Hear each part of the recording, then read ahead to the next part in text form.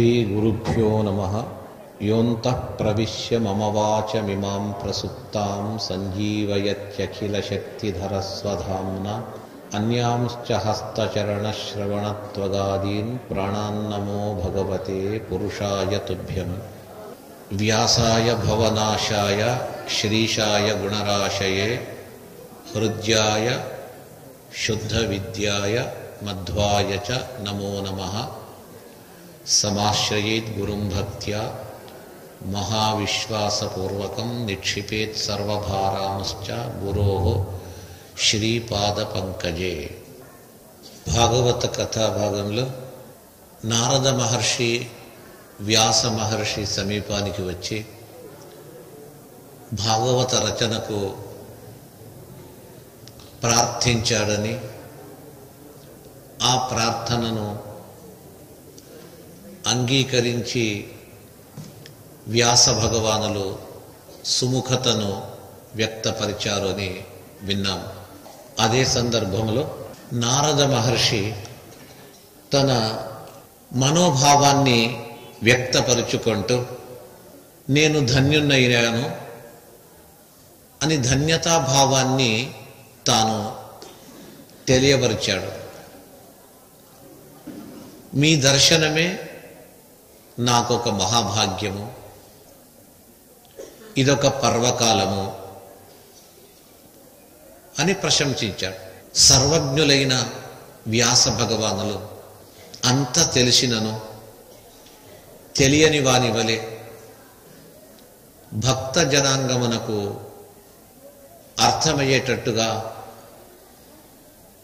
ఎందుకు అని చెప్పేసి ప్రశ్నించగా, మహాత్ముల సందర్శనము ఏ రోజు అవుతుందో ఆ రోజు పర్వకాలము. మహాత్ముల యొక్క సమాగమమే జీవనంలో ఒక కొత్త మలుపు. నాకది గత జన్మలో జరిగింది, ఈ జన్మలో కూడా నాకు ఆ మహాత్ముల సమాగమము, దాని ఆనందాన్ని అనుభవిస్తున్నామని చెప్పేసి నారద మహర్షి చెప్పడం. అయితే నాకు నీ గత జన్మలో జరిగిన అనుభవాలను నాకు తెలుపు అని వ్యాస భగవానులు అడగగా నారద మహర్షి చెప్పుకుంటున్నాడు అని చెప్పేసి విన్నాం. భాగవతంలో ఈ ఘట్టాన్ని ఎందుకు ప్రత్యేకంగా చెప్తున్నారు అంటే, మనకు సంసారం నుండి ముక్తిని కలిగించేది ఆ పరాత్పరుడు పరబ్రహ్మ పరమాత్మనే, అందులో సందేహం లేదు. ఆ మోక్షము సంసార తరణం అనేది శాస్త్రమన్నీ స్వయం అధ్యయనం చేయటము, ఇంకొకరు చెప్పిన తర్వాత వినడము, దానివల్ల కలుగుతుంది అంటున్నారు. అయితే ఎంత శాస్త్రాన్ని పురాణాలను శ్రవణం చేసినప్పటికీ కూడా ఇంకా కొద్దిగా కొరత పడి ఉంటుందట. ఆ కొరత ఎప్పుడు తీరుతుంది అంటే, మనం చేసే పుణ్యము అనేక విధములుగా ఉంటుంది, ఒక్క విధం కాదు. అన్నిటికీ ప్రధానమైంది జ్ఞానమే. ఆ జ్ఞానము ఇలాంటి భాగవతాది సత్కథ శ్రవణముచే లభిస్తుంది. ఇంకా గురుముఖంగా అధ్యయనం చేస్తే ఎక్కువ లభిస్తుంది. అదే మోక్షానికి సాధనమైనప్పటికీ కూడా దానికి తోడుగా మరొక పుణ్యము దానికి జతపరచాలి. ఏది అంటే, మహాత్ముల సంసర్గము చేత మహాత్ములతో కూడి గొప్పవారితో కొంతకాలము ఏం గడుపుతామో, ఆ క్షణము ఆ సమయము దాని నుంచి వచ్చిన పుణ్యము మనం స్వయంగా చదివిన, స్వయంగా శ్రవణం చేసిన ఆ వచ్చే పుణ్యం కంటే దీని మోతాదు ఎక్కువగా ఉంటుంది. వెంటనే ఫలించాలన్నట్టయితే మహాత్ముల యొక్క సహవాసమే పుణ్యాధిక్యానికి కారణం అని చెప్పేసి చెప్తారు. ఆ అంశము భాగవతం అచ్చటచ్చట మనకు తెలియబరుస్తూ ప్రస్తుతము ఈ స్కందములో వ్యాస నారదుల సంవాద కథ నుంచి మనకు తెలుస్తూ వస్తుంది. నారద మహర్షి తన గత జన్మ అనుభవాన్ని తాను చెప్పుకుంటూ ఉన్నారంట. నారద మహర్షి అంటున్నారు, అహం పురాతీత భవే భవన్ముని దాస్యాస్తు కస్యాశ్చన వేదవాదినాం.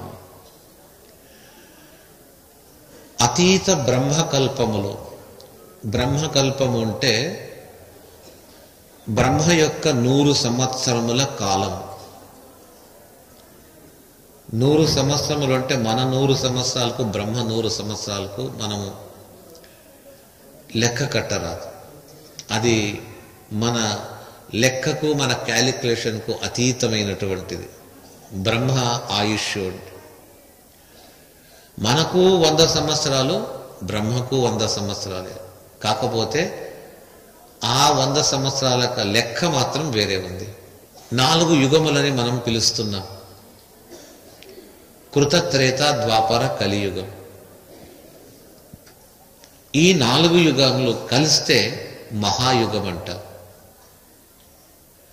ఆ మహాయుగం యొక్క పరిమాణం ఎంత, గాత్రం ఎంత అంటే 43 లక్షల పైన కొన్ని సంవత్సరములు ఉంది. అలాంటి మహాయుగాలు 71 అంటే 43 లక్షల ఇంటూ 71 ఎంతో, అది ఒక మన్వంతరం. అలాంటి మన్వంతరాలు 14 అవుతే బ్రహ్మకు ఒక పగలు. మరి తిరిగి అలాంటి 14 మన్వంతరాలు ఒక రాత్రి. అంటే 28 మన్వంతరాలు అయితే బ్రహ్మకు రాత్రింపగళ్ళు, అహర్నిశములు అంటారు. ఇప్పుడే లెక్క వేసుకోండి. బ్రహ్మకు ఒక రాత్రి, మనం 24 గంటలు అంటాం కదా, అలాగే బ్రహ్మకు 28 మన్వంతరాలు. అలాంటిది 365 రోజులైతే ఒక సంవత్సరం. అలాంటిది 100 సంవత్సరాలు. బ్రహ్మ కల్పము అంటారు దాన్ని. ఆ బ్రహ్మకు 100 ఏళ్ళు తర్వాత ప్రళయం వస్తుంది. అది మహాప్రళయం. దానికంటే బ్రహ్మకు ప్రతి దినము ఒకసారి, అంటే 28 మన్వంతరం దాటిన తర్వాత కూడా ఒక ప్రళయం వస్తుంది. అది చిన్న ప్రళయం, ఇది మహాప్రళయం అంటారు. ఈ నారద మహర్షి చెప్పే ఈ కథాభాగం అహం పురాతీత భవే భవం ముని. అతీత బ్రహ్మకల్పములో, ఇప్పుడు జరిగే బ్రహ్మ కాదు, వెనుక ఉన్నటువంటి ఆ బ్రహ్మ యొక్క కల్పములో నేను ఒక మానవ జాతిలో నేను పుట్టాను. ఎక్కడ పుట్టాను అంటే దాస్యాస్తు కస్యాశ్చన వేదవాదినా. నేనొక దాసీ పుత్రుడను. అప్పుడు దాసి అంటే ఎక్కడైనా పని చెప్తే ఆ పనిని చేసుకొని వచ్చేవారు దాసం. ఒక చోట ఉండి ఒక సంస్థానము, ఒక ఇల్లు, ఏదైనా ఒక చోట దాస్యత్వాన్ని చేసి తన జీవనాన్ని గడిపేవారు. అయితే మా తల్లి అందరి దాసుల వరే దాసి కాదు, ఆ విధంగా కాదు. ఆమెకు భగవద్భక్తి, భాగవతుల యందు భక్తి, శ్రద్ధ, ఇవన్నీ సద్గుణములు ఉండేది. పైగా దాస్యం అనేది ఎక్కడైనా చేయవచ్చు. వారి జీవనం గడపాలంటే ధనవంతుల ఇంటికి కూడా వెళ్ళవచ్చు, రాజుల ఇంట్లో దాస్యం చేయవచ్చు. అయితే మా తల్లికి శ్రీమంతుల, ధనవంతుల ఇంటికి వెళ్ళి దాస్యం చేసే అంత అవశ్యం లేదు నాకు అని చెప్పేసి కస్యాశ్చన వేదవాదీనాం నిరూపిత. వేదవేత్తలైన పరబ్రహ్మ స్వరూపాన్ని సర్వదా సర్వకాలంలో ఎప్పుడంటే అప్పుడు భగవంతుని సాక్షాత్కారము చేసుకునే బ్రహ్మజ్ఞానులని ఉండేవారు. ఆ మహానుభావుల సమూహము ఒక చోట ఒక ఆశ్రమంలో ఉండేది. వారికి బాహ్య ప్రపంచం అనేది అంతగా వారు పట్టించుకో.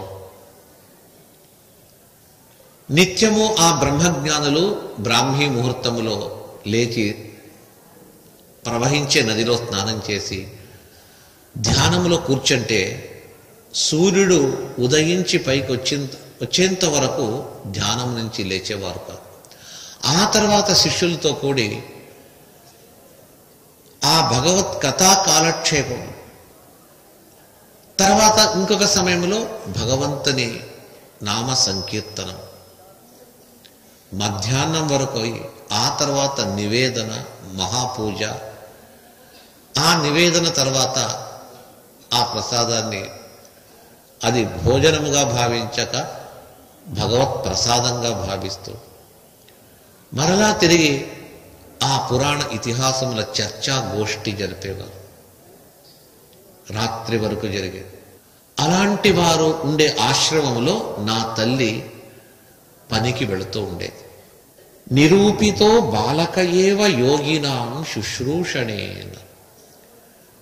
అంత పెద్ద ఆశ్రమాన్ని స్వచ్ఛపరచడానికి, ఆ ఆశ్రమంలో ఉండే గోవులను సంరక్షించడానికి మా తల్లికి ఒక్కదానికి అయ్యేది కాదని నన్ను ఆ పనికి తీసుకెళ్ళి, ఆ మహామునులు ఎక్కడైతే ఏ ఒక ఆశ్రమంలో కూర్చొని తపస్సు, ధ్యానము, అనుష్ఠానం చేస్తారు, ఏ స్థలంలో కూర్చొని వేదాంత శాస్త్రముల చర్చా గోష్ఠి, పురాణ ఇతిహాసముల చర్చా గోష్ఠి నడుపుతుంటారు, ఆ స్థలాన్ని ప్రతినిత్యము ఒక సమయంలో నేనే స్వచ్ఛపరిచేవాను. నా పని అయిన తర్వాత ఆ జ్ఞానులందరూ కూర్చొని ఏదో భగవద్విషేకంగా చర్చ జరుపుతూ ఉండగా నేను వారికి దగ్గరలోనే ఉండి వింటూ ఉంటే అందరూ నన్ను చూచేవారు. ఆ మహామునులే మాట్లాడుకుంటూ ఉండేవారు, వీడు దాసీపుత్రుడు, ఏదో గోవుల సేవన, ఆశ్రమాన్ని శుద్ధిపరచటము, చెట్లకు నీళ్లు పోయడము, ఈ పని చేసేవాడు అది ముగించుకొని మేము ఏదో ఒక సత్కాలక్షేమం చేస్తూ ఉంటే అందులో కూడా వచ్చి ఉంటున్నాడంటే వీనిలో ఏదో ఒక విశేషం ఉండాల. ఈ వ్యక్తి, ఈ బాలకుడు సాధారణ బాలకుడు కాదు అని వారు ఎవరిని లోపల రాణించేవారు కాదు. నన్ను కూడా ఆ ఆశ్రమం దగ్గర మేమందరం కూర్చొని చర్చాగోష్ఠి చేస్తూ ఉండగా నన్ను కాస్త దూరంలో కూర్చోపెట్టి నాకు కూర్చోడానికి అవకాశాన్ని ఇచ్చేవారు. అది నా అనుగ్రహంగా, అనంత జన్మల పుణ్యంగా నేను భావిస్తూ ఆ మహామునుల వాదోపవాదములను వింటూ కొంతకాలం అలాగే గడిపాను. ఇక మా తల్లి నేను ఇద్దరు కలిసి ఆ ఆశ్రమంలో పగలు రాత్రి అక్కడే ఉంటూ ఉంటే ఏ పనులు చేసేవారు అంటే ఉచ్చిష్టలేపాద్యనుమోదితో ద్విజై, వారందరూ కూడా ప్రసాదం తయారు చేసిన తర్వాత ఆ పాత్రలను స్వచ్ఛపరిచేది. నిత్యము భగవంతునికి నైవేద్యం పెట్టిన తర్వాత ఆ నైవేద్యాన్ని వారంతా భుజించిన తర్వాత అదే భోజనాన్ని వారు పిలిచి మాకు పెట్టేవారు. భగవదర్పితమైనటువంటి ఆ ప్రసాద శేషాన్ని నేను మా తల్లి స్వీకరిస్తూ ఉండేవారు. నేను నా జీవనంలో ఆ ఋషులని ఆదర్శంగా ఉంచుకొని జీవనాన్ని గడుపుతూ ఉంటేని వారు ఒక్క పూట భోజనం చేసేవారు, మరొక పూట భోజనం లేదు. నేను వారిని చూచి ఒక పూట మాత్రమే భోజనం. ఇక వారికి ఏం కావాలో నేను చూసుకుంటూ వారు అడిగేంత లోపల వారి మనస్సులో ఉండేదాన్ని ఆ పనిని చేస్తూ ఉంటుంది. వారు పదే పదే నన్నే చూస్తూ ఏదైనా విషయములు చెప్పేటప్పుడు చిరునవ్వుతో నన్ను చూస్తూ చెప్పేవారు.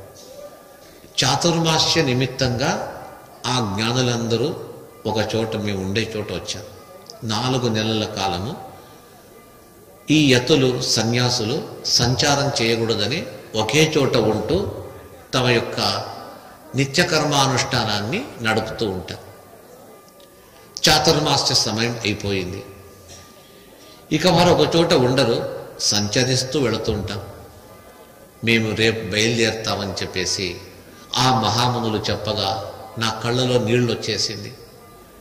ఇంతకాలం వారితో కలిసి ఉండి ఉదయం లేస్తే చాలు ఏదో వేదఘోష, పురాణ చర్చ, సంకీర్తన ఇదే వింటూ వింటూ నా జీవనమంతా తరించిపోయింది.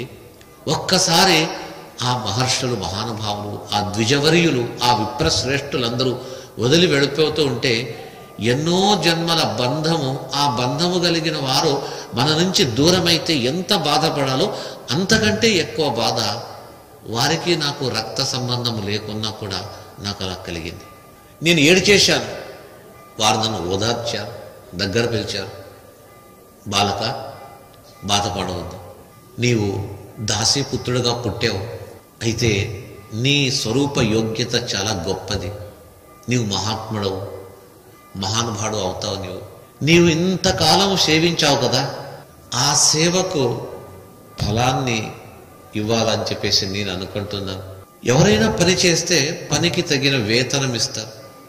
నెలకో వారానికి ఒకసారో, లేబర్స్ కంటే ఏమి ఇస్తారు, వీక్లీ పేమెంట్ చేస్తారు. ఇంకా కాస్త పెద్ద ఉద్యోగం అయితే నెలకు ఒకసారి ఇస్తారు. ఆ మహామునులందరూ ఒక చోట వచ్చిన తర్వాత పనికి వస్తావని చెప్పేసి, అడిగిన వెంటనే వస్తామని చెప్పేసి, ఏమి ఇవ్వాలని చెప్పేసి, ఏమి ఇస్తారు అనే మాట కూడా ఈ బాలకుడు వాళ్ళ తల్లి అడగలేదు, వారు కూడా అడగలేదు. పని చేశారు. ఎవరైనా పని చేసేవాళ్ళు ఏమి, ఈరోజు ఇంత పని చేశామో నాకు ఇంత ఇవ్వండి, సరిగా అడుగుతారు, తీసుకెళ్తుంటారు. అయితే ఈ దాసీ పుత్రుడు మాత్రం ఏమీ అడగలేదు. సరే, కొందరు పెద్దలు వీళ్ళు అడగడం ఏముంది, మేమే ఏదో ఒకటి దయచేసి ఇచ్చి వెళతామని తమ దగ్గర ఉండే ఏదైనా ఒక ధనాన్ని ఇచ్చి వెళతారు. ఈ మహాత్ములు ఏమిచ్చారు చెప్తున్నారు. శ్రద్ధదానస్య బాలస్య దాంతస్య అనుచరస్య చ జ్ఞానం ముఖ్యతమం. ఇతని శ్రద్ధ, అతని భక్తిని చూచి ఆ మహామునుల దగ్గర పిలిచి, నీకు ఏదైనా మంచిది చేయాలని చెప్పేసి ఉన్నాం, నిన్ను అడగను, మేమే ఇస్తాం. ఏమి ఇచ్చి ఉండవచ్చు. వారి తపస్సును ఖర్చు చేసి, కొద్దిగా వారిలో ఉండే తపస్సు ఖర్చు చేసి ఇస్తే మహారాజుకు కావలసినంత పెద్ద అంతఃపురం వలె ఉండే ఒక పెద్ద భవనాన్ని నిర్మించి ఆ ఇంటి నిండా కావలసిన ధన కనక వస్తు వాహనములను సమకూర్చి వెళ్ళవచ్చు. ఆ తపోనిధులకు తక్కువ కాదు. మహారాజులు కష్టపడి సంపాదిస్తే వీరికి అలాంటి ధనం లేదు. తపస్సు అనే ధనం ఉంటుంది. ఆ తపస్సు అనే ధనము చేత కొత్త రాజ్యాన్ని నిర్మించవచ్చు. మరొక బంగారు పర్వతాన్ని నిర్మించే శక్తి ఈ తపోధనులకు ఉంది. ఆ బాలకునికి కావలసిన ఐశ్వర్యాన్ని ఇచ్చి వెళ్ళవచ్చు. ఇవ్వలేదు. ఎందుకంటే అది తక్కువ అవుతుంది. ఎంత ఇచ్చినా ఈ జన్మకు మాత్రమే వస్తుంది, ఆ తర్వాత కాదు. ఇతనికి మేము ఇచ్చేది శాశ్వతమైన సంపద ఇవ్వాలని చెప్పేసి దగ్గర పిలిచి ఏమిచ్చారు అంటే మంత్రోపదేశం చేశారట. చూడండి, చాలా గొప్పది. మనం అనుకుంటాం ధనం ఇచ్చి ఉండవచ్చు కదా. మంత్రం ఏమండి అంటే, అతను ఆ దాసీపుత్రునకు ఈ బ్రహ్మఋషులు ఇచ్చిన కానుక సేవించిన 4 నెలల కాలము సేవించిన తర్వాత అహర్నిశలు సేవించారు. ఆ సేవించినందుకు కావలసిన ధనాన్ని ఇవ్వకుండా ఒక మంత్రాన్ని ఇచ్చారు. ఈ మంత్రాన్ని జపించు, నిరంతరము దీన్నే నీవు పునశ్చరణం గావించు, నీకు ఇది తారకం, నీ జన్మ సార్థకమవుతుంది, వెళ్ళేస్తాం అని ఆ మహనీయుడు ఆశీర్వదించి వెళతారు.